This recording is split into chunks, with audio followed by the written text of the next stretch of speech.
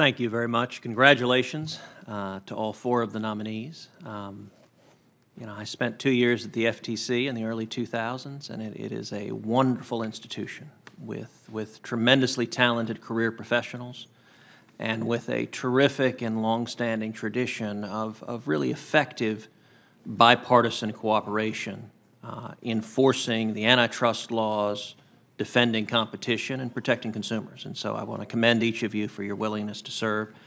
I'll note a number of you, we go back a long way. Mr. Phillips, we've worked together the last 5 years with you doing very good work with Senator Cornyn. It's been a pleasure working with you. Sorry to see you leave us, but you're going on to do good things. And Mr. Simons, Ms. Wilson, we were all together with Tim Muris at the FTC, and it was a wonderful team. It was a pleasure working with the both of you each and every day for those 2 years. You both did, I think, an extraordinary job during your tenure there. And I think we were blessed to serve under Chairman Tim Muris, who was quite frankly extraordinary. I don't think there has been another chairman before or since that had the scope and breadth and vision that Tim brought to that job every day. So a question I wanted to ask, especially the both of you, because you worked with Tim every day, is what positive lessons did you learn from your tenure working under Chairman Muris, and how would you expect to implement those lessons going forward should you be confirmed? Thank you, Senator. And let me just say, I look very fondly back on those days, and that was clearly by far, by a wide margin, the best job I ever had, and for all the reasons that you just described.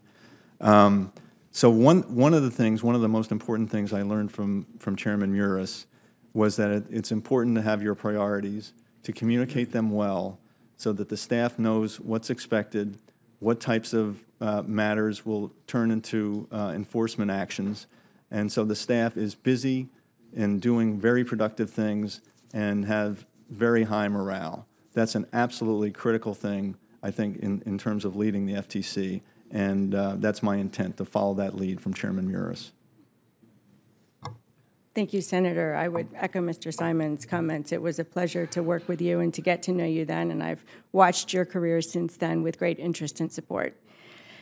In terms of the things that I learned from Chairman Muris, first of all, I would echo what Mr. Simons said. It is very important to have a positive agenda. If you go in without a positive agenda, you are reacting to the forces, and you are losing an opportunity to shape policy and to make important progress, frankly, in the mission of the agency. Second, I would note, perhaps in a self-interested way, that Chairman Muris was very good at enlisting all of the commissioners to help advance his positive agenda. I think it's important to, again, in a self-interested way, for Mr. Simons, if confirmed, to capitalize on the unique experiences and expertise that each of us bring to the table. And in the words of Mr. Phillips, that will be essentially a force multiplier for him and for the agency. And third, I would note that Chairman Muris was excellent at advancing competition advocacy. He was ensuring that the FTC was a voice for free markets and for minimal regulation to the extent feasible, but still protecting consumers, both at the federal level and at the state level. I think you, as head of the Office of Policy and Planning, played a very important role in some of those initiatives. And I think what Acting Chairman Maureen Olhausen has been doing is also very important in terms of economic liberty and working with state AGs to understand the hindrance that licensing requirements can impose, and then taking that competition advocacy into the global arena as well.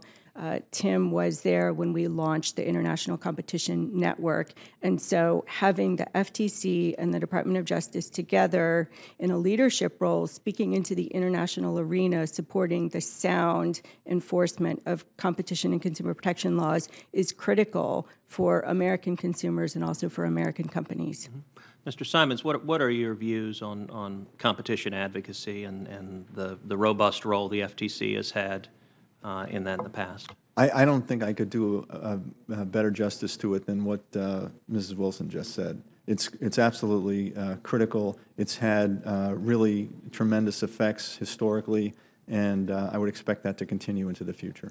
Let me ask one final question, which is a number of members of this committee are concerned about the scope and control of big tech, Yes. that the size and power of it is unprecedented. There was an article just recently in Esquire that pointed out that Facebook and Google together are worth $1.3 trillion, which you could merge the world's top 5 advertising agencies, WPP, Omnicom, Publicis, IPG, and Dentsu, the 5 major media companies, Disney, Time Warner, 20th First Century Fox, CBS, and Viacom, and add also the 5 major communications companies, AT&T, Verizon, Comcast, Charter, and Dish, and you'd only get to 90% of what Google and Facebook are worth. The scope of market power and size and control of public discourse is unprecedented. How should the Commission approach this development, which I find unprecedented? So I think the Commission needs to be, it's a funny thing. It reminds me of what people used to, the old joke about when people would ask Jesse James why he robbed banks. It's because of the money, where the money is, right? And so with respect to antitrust, the corollary is the place most likely to have antitrust problems is places that have market power, right? And so those are the places you want to look the most. Those are the places you want to make sure you're monitoring carefully and paying attention to. And if something is, some anti-competitive conduct is occurring there, that's where you get a big bang for the taxpayer's buck by enforcement in those areas. Thank you.